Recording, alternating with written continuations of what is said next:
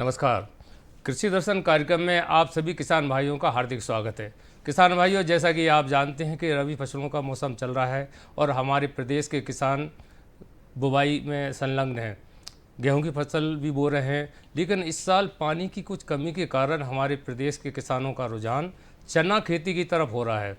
वैसे तो हमारी जो चना की फसल है हमारे प्रदेश की प्रमुख दलहनी फसल है, पर इस बार कुछ ज़्यादा ही मात्रा में चना की बुवाई हो रही है। दरअसल चना बोने के पहले हमारे किसान भाइयों को किन खास बातों का ध्यान रखना चाहिए, कैसे खेत की तैयारी करें, बीज की मात्रा कितनी हो, खाद और उर्वरक कितना डालें, खास बात सिंचाई की है कि कितनी सिंचाई पे चना बोना चाहिए।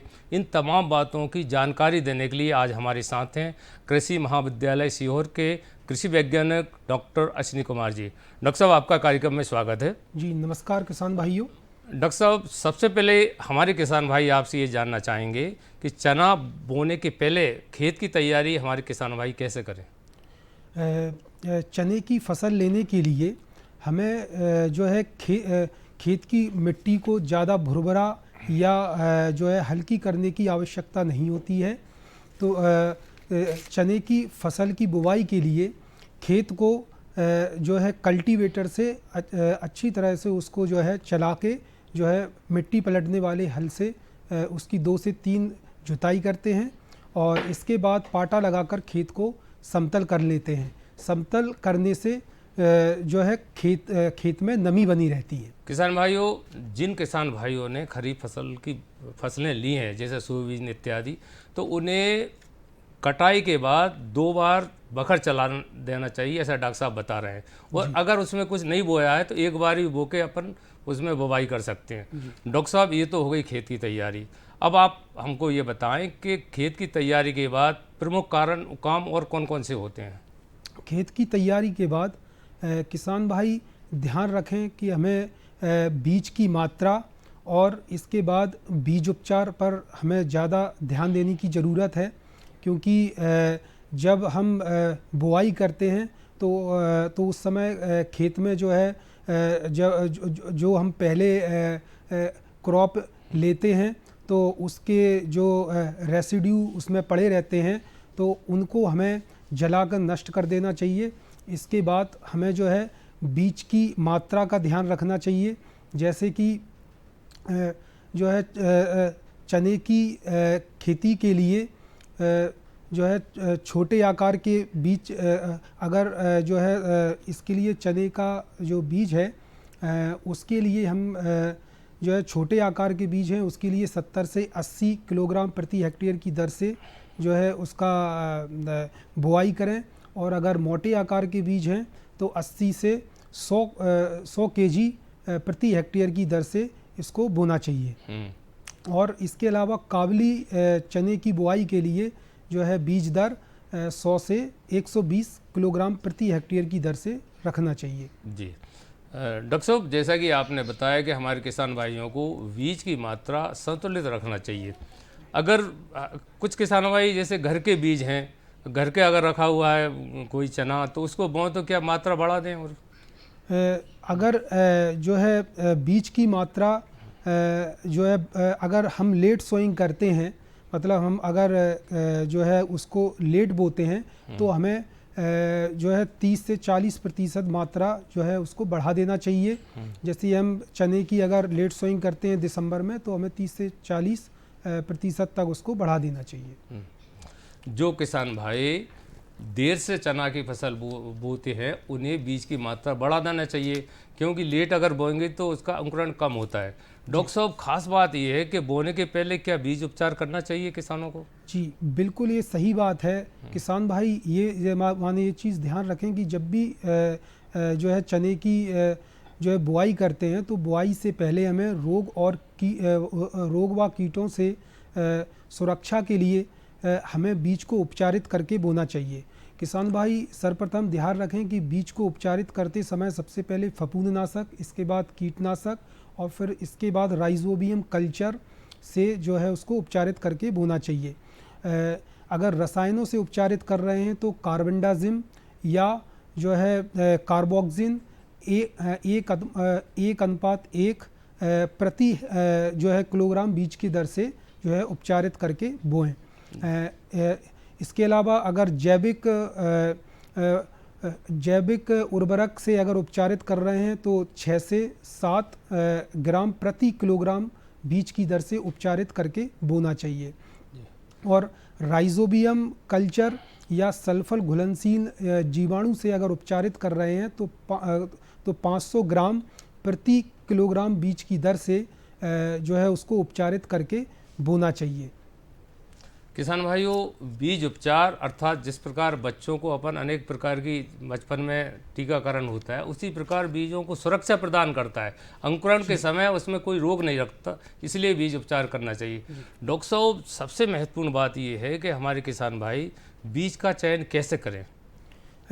किसान भाई ध्यान रखें कि जहाँ से भी आप जहाँ से भी बीज आप खरीदते हैं तो ये सुनिश्चित करें कि वो प्रमाणीकृत बीज है या नहीं, या फिर आपके जो है जहाँ पे भी जो आपके क्षेत्र का कृषि विज्ञान केंद्र है वहाँ पे बीज के बारे में जो है मतलब इंफॉर्मेशंस वहाँ से आप प्राप्त कर सकते हैं, कृषि विज्ञान केंद्र या पास के कृषि महाविद्यालय से। किसान भाइयों, उन्नत खेती के लिए बीजों का अच्छा होना बहुत आवश्यक है। जैसा कि डॉक्टर साहब बता रहे हैं कि प्रमाणित बीज ही खरीदें।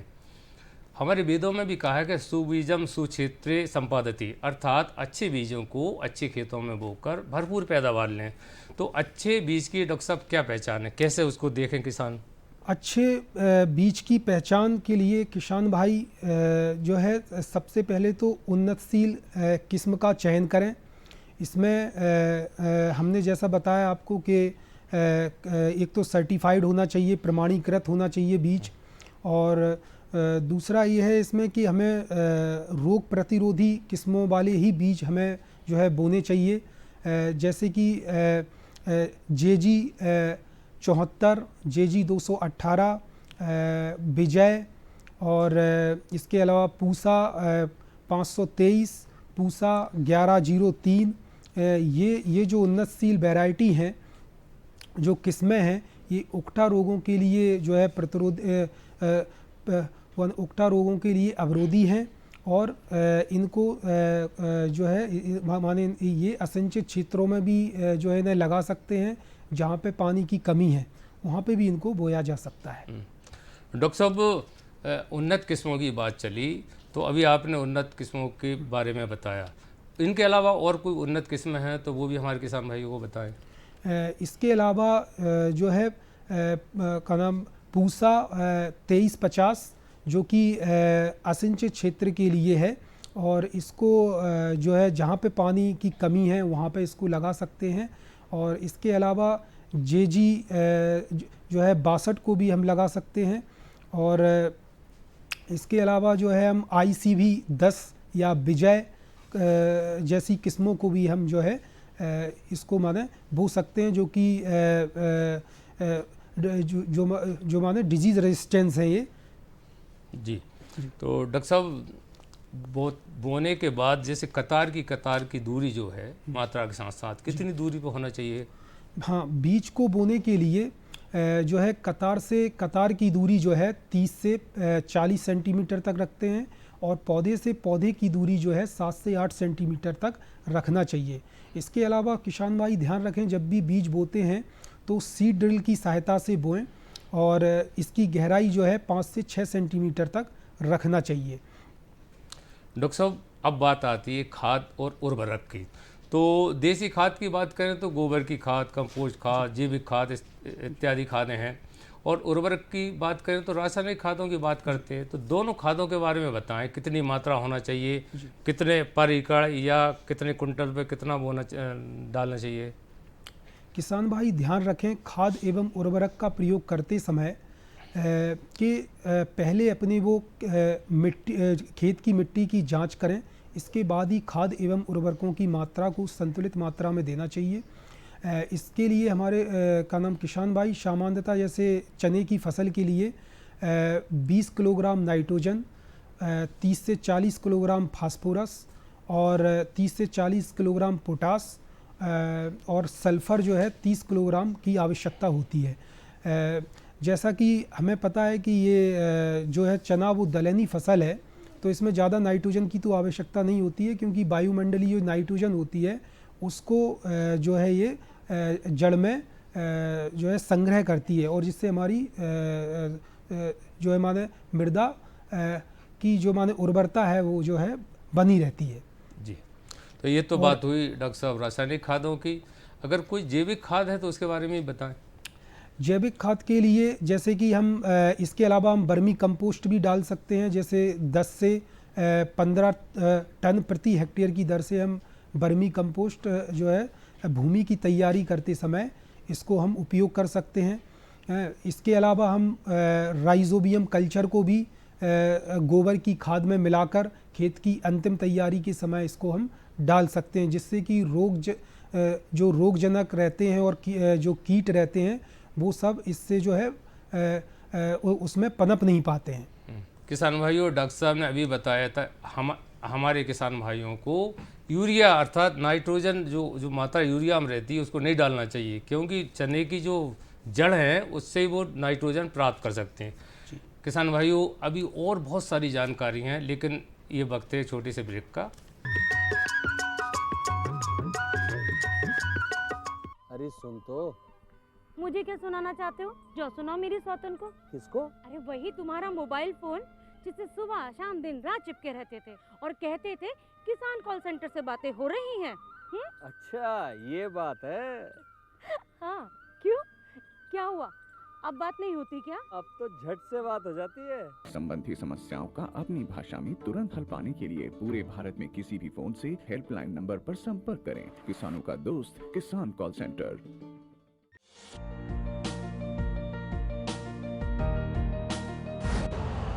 यूरिया का स्वदेशी उत्पादन 70 लाख टन बढ़ाने के लिए 6 उर्वरक संयंत्रों का उद्धार किया जा रहा है। FCIL के गोरखपुर, सिंदरी, तलचर और रामागुंडम संयंत्र, HFCL की बरौनी इकाई और BVFCL की नामरू फोर्थ। सोने पर सुहागा ये है कि देश में अब बनेगा सिर्फ नीम लेपित यूरिया, क्योंकि इससे होगा किसानों का फायदा ही फायदा। अनाज का उत्पादन 10% तक बढ़ेगा। बढ़ेगी 10 से 15% नाइट्रोजन क्षमता।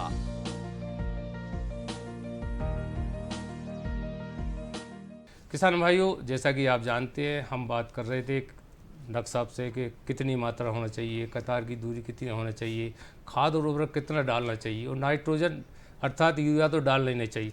डॉक्टर साहब, चूँकि बुवाई का ये समय चल रहा है रबी फसलों का अभी, तो सर्वोत्तम समय क्या है बुवाई का?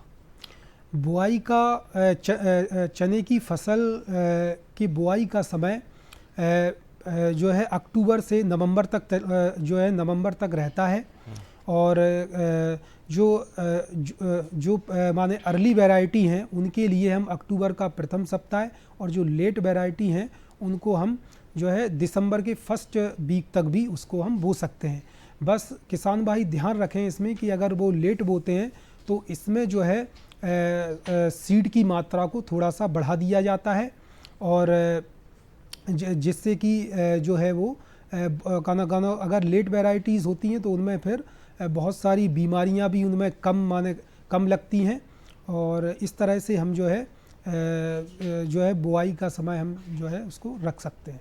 तो किसान भाइयों, अच्छा समय चल रहा है बुवाई का, आपको चना को बो देना चाहिए। और डॉक्टर साहब जैसा बता रहा है उन्नत किस्में ही बोएं, और जितना डॉक्टर साहब ने बताया संतुलित मात्रा में ही खाद का उपयोग करें। डॉक्टर साहब, उकटा जो रोग है, अभी आपने पूर्व में ही बताया, तो उकटा रोग जो है हमारे प्रदेश की सबसे बड़ी समस्या है। तो उकटा अगर जैसे बोने के तत्काल बाद उकटा आ जाए तो क्या करना चाहिए किसानों को? उकटा रोग जो है चना की फसल में शुरुआत से लेके अंतिम अवस्था तक आता है। अगर ये शुरुआती अवस्था में आता है तो पहले तो इसको हम जानें कि उकटा की हम पहचान कैसे करें। तो किसान भाई, उकटा की पहचान के लिए सबसे पहले जो है पौधा पीला पड़ जाता है और सूखने लगता है, तो आप जैसे उसको उखाड़ेंगे और उखाड़ के उसको चीरेंगे उसके जो है माने स्टेम को या तने को, तो उसमें देखेंगे कि काली और भूरी रंग की जो है उसमें धारी बन जाती है। तो इससे हमें पता लगता है कि ये जो है उकटा रोग का इसमें संक्रमण हुआ है। तो इसकी जो शुरुआती अवस्था है, अगर इसमें 1 या 2 हैं तो हमें 1 ml टिब्बीकुनाज़ोल को 1 लीटर पानी में मिलाकर जड़ के पास में इसको ड्रेंचिंग कर देना चाहिए। और इसके अलावा हमें जब हम इसकी बुआई करते हैं तो हमें इसका जो है सीड को जो है मानो उपचार करके बोना चाहिए। जैसे जैव उर्वरक है ट्राइकोडर्मा हार्जियानम, इसका 4 से 6 ग्राम प्रति किलोग्राम की दर से बीज को उपचारित करके बोना चाहिए। इसके अलावा कार्बनडाजिम प्लस थायरम का 2:1 प्रति किलोग्राम बीज की दर से उपचारित करके बोना चाहिए। इसके अलावा हमें अंतर्वर्तीय फसलें भी लेना चाहिए, या जैसे अंतर्वर्तीय अगर हम फसलों की बात करें तो इसमें हमें चने के साथ अलसी का जो है हम उसका प्रयोग कर सकते हैं, और इसके अलावा हम सरसों का जो है इसका नाम माने सरसों बो सकते हैं, इसके साथ धनिया बो सकते हैं।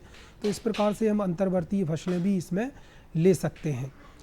हमारे किसान भाई बीज उपचार कर लें, उकटा निरोधक किस्में बोएं, और अगर उकटा आ भी गया जैसे कि डॉक्टर साहब ने बताया वो दवाई का छिड़काव करें तो निश्चित तौर से इस रोग से मुक्ति पाई जा सकती है।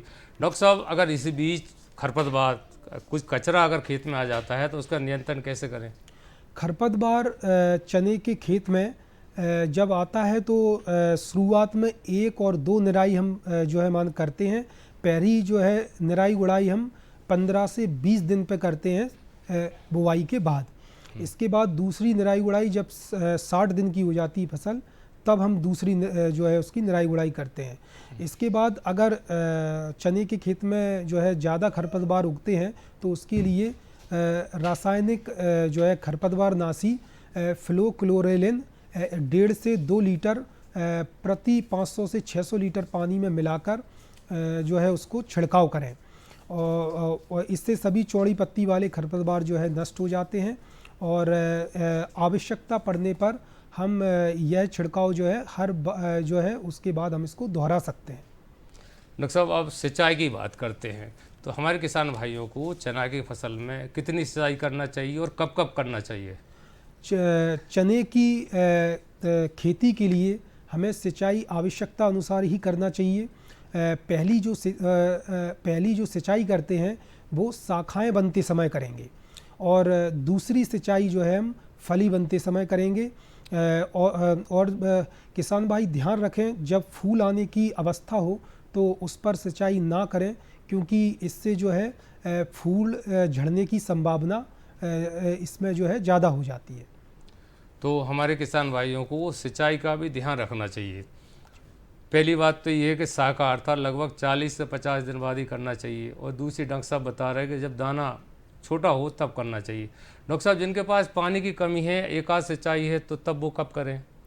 अगर किसान भाई जहाँ पानी की समस्या है तो दूसरी जो अगर पहली सिंचाई है तो वो फली बनते समय करना चाहिए, जिससे कि जो है उसमें दाने भी अच्छे बनेंगे और जो है पौधे की बढ़वार भी उस समय अच्छी रहती है। डॉक्टर साहब, आप बात करते हैं रोग और कीटों की, तो रोग तो अभी आपने उकटा रोग का तो बता ही दिया, इसके अलावा कौन कौन से रोग आते हैं, कैसे उनका नियंत्रण करें? फिर इसके बाद कीड़े इल्ली इत्यादि ये कब आती हैं, उनका कैसे नियंत्रण करें? उकटा रोग के जो है अतिरिक्त चने के खेत में तना गलन रोग का भी जो है संक्रमण होता है, और पत्ती धब्बा रोग का भी संक्रमण होता है। तो तना गलन रोग की पहचान के लिए किसान भाई जो है तना जो रहता है उस पर सफ़ेद रंग की कवक बन जाती है, और हम जो उसके तने को जो चीर के देखेंगे तो उसमें स्क्लोसिया डेवलप होने लगते हैं।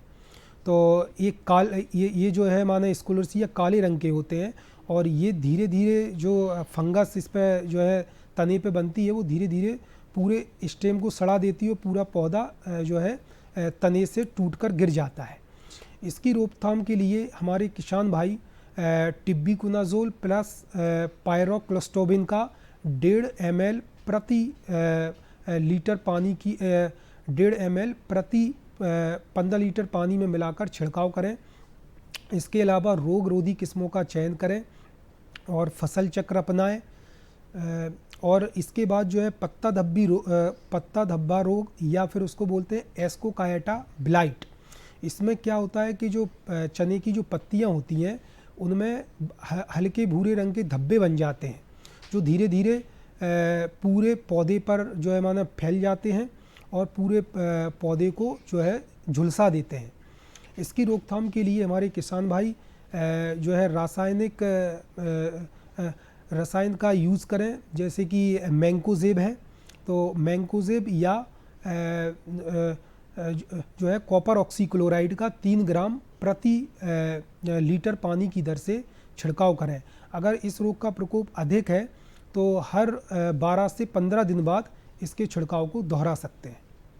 डॉक्टर साहब, ये बात तो हो गई रोगों की, पर हमने देखा है कि इल्ली भी चनों में काफ़ी आक्रमण करती है और किसानों की फसल को छट कर जाती है। तो इसके लिए किसान भाई इसकी देखरेख क्या सतत देखरेख करें तब पता चलता है कि अब इल्ली आ गई, या कुछ शुरुआती दौर में क्या कैसे पता चलता है? चने की फसल में अगर हम कीटों की बात करें तो इसमें मुख्य रूप से फली छेदक कीट और इसमें जो है सेमी लूपर और इसके अलावा और भी जो कटबम्स लगते हैं, तो फली छेदक की जो इल्ली होती है वो बहुत ज़्यादा नुकसान पहुंचाती है, करीब 20 से 30% तक नुकसान फसल को पहुंचाती है।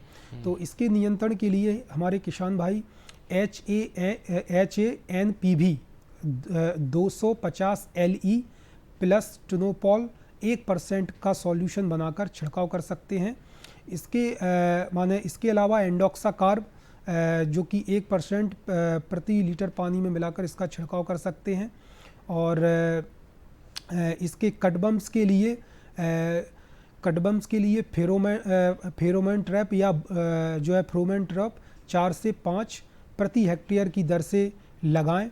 और इसके अलावा जो है टी आकार का बर्ड परचेज लगाएं, जिससे कि जो कीट बख्शी पक्षी हैं उनके बैठने के लिए जो है वो जब खेत में बैठेंगे तो इससे क्या है कि जो इनकी इल्लियों की संख्या में जो है कमी आएगी।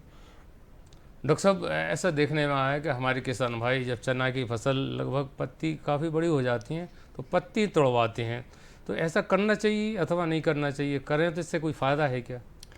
चने की फसल जब बड़ी हो जाती है तो हमें पत्ती तो जो है मतलब जो पत्ती खाने वाले कीट होते हैं उनसे हमें जो है लाभ होता है, क्योंकि वो जो है पत्तियों को खाते हैं और धीरे धीरे वो फलियों को भी नुकसान पहुंचाते हैं। तो ऐसा देखा गया है कि हमें जो है पत्तियां जो है उसको तुड़वाना चाहिए। डॉक्टर साहब, सिंचाई के बारे में एक बार और पूछना चाहूँगा कि किस पद्धति से अच्छी सिंचाई है? हमारे किसान भाई तो पाइप छोड़ दिया और पानी खेत में जा रहा है ऐसे करते हैं और किसान खुद उसमें खेत में चल गए, तो ऐसा करना चाहिए? इससे कोई नुकसान है क्या? चने के खेती के लिए फुब्बारा विधि से हमें सिंचाई की जो है सिंचाई करना चाहिए और यह हमारे फसल के लिए भी लाभदायक है। इससे क्या है कि एक तो पानी की भी बचत होती है और जो इससे क्या है कि बहुत सारे जो खरपतवार उग जाते हैं उनसे भी हमें जो है रोकथाम के उनकी भी हम जो है इससे रोकथाम कर सकते हैं। और जो है इससे प्लांट को जो है पानी भी उसको जो है रूट तक इससे जाता है। तो किसान भाइयों को सिंचाई करते वक्त फव्वारा विधि से करें तो कम पानी लगेगा और कम पानी में अच्छी सिंचाई हो जाएगी। डॉक्टर साहब, जैसे किसान भाई खेत में पैदल चल के सिंचाई करते हैं तो ऐसा उनको करना चाहिए? सिंचाई जो है पैदल तो नहीं करना चाहिए। इसके लिए सबसे अच्छी विधि यही है कि आप या तो फुब्बारा विधि से करिए और या जो है आप उसको फ्लडिंग कर दीजिए। तो ये दोनों विधि ही इसके लिए इफ़ेक्टिव हैं और कोशिश यही करना चाहिए कि हमें जो है फुब्बारा विधि का ही उपयोग करना चाहिए, क्योंकि ज़्यादा पानी की भराव की भी अगर समस्या होती है तो इससे बहुत सारी बीमारी और इससे जो है खरपतवार उगने की संभावना भी होती है और जिससे हमारी फसल को नुकसान भी होता है। डॉक्टर साहब, एक महत्वपूर्ण बात और हम किसान भाई हमारे आपसे जानना चाहेंगे कि हमारे दैनिक जीवन में चने का क्या महत्व है? जैसा कि हमें पता है कि जो चना वो है, चना एक दलहनी फसल है और यह हमारे प्रदेश के विभिन्न ज़िलों में जैसे उज्जैन, सागर, विदिशा, इंदौर, देवास, शाजापुर आदि ज़िलों में इसकी खेती की जाती है।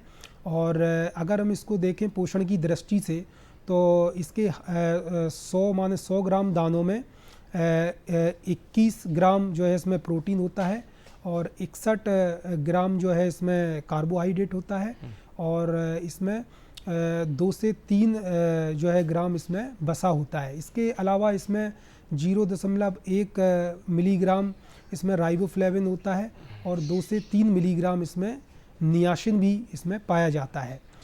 इसके अलावा हम देखेंगे कि जो है इसका हम दालों के रूप में भी इसका उपयोग किया जाता है क्योंकि इसमें प्रोटीन अच्छा होता है।